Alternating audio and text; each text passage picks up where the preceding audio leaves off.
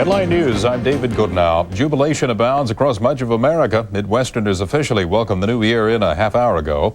In New York, 250,000 people jammed into Times Square to watch the midnight slide of the famous 200-pound ball. The tradition's now in its 87th year. 3,000 pounds of confetti also rained down from rooftops amid a blinding computer-orchestrated light show.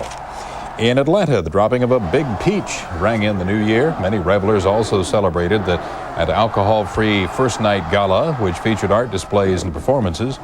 And in Pasadena, California, final preparations are underway for another New Year's rite, the Tournament of Roses Parade. Thousands of people have already staked out spots along the parade route.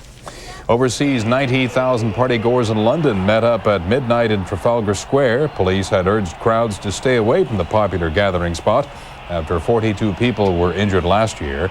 But this time round, no major problems. In northern Italy, skiers held a more solemn ceremony, marching in torchlight processions through the Alps. Massive fireworks displays were held across the country to honor the passing of 1993. President Clinton has a hefty list of New Year's resolutions. His second year in office could cement his place in history if he can check off some items. Wolf Blitzer reports.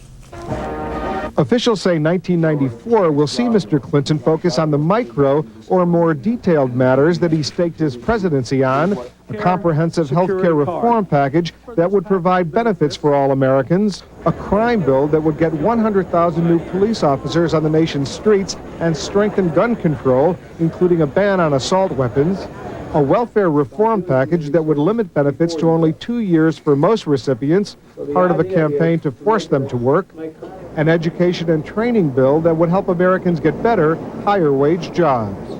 But I think you're sensing and seeing an acceleration and excitement, a hope about the opportunity that is in our country and in our world to move forward toward the 21st century. By all accounts, priority number one will be health care. I'm an optimist, so I think that the bipartisan approach that we've seen some of this year will continue at least for maybe the first half of 1994 before we really get into the hardcore political cycle. Because the truth is, both parties have to deliver on health care reform.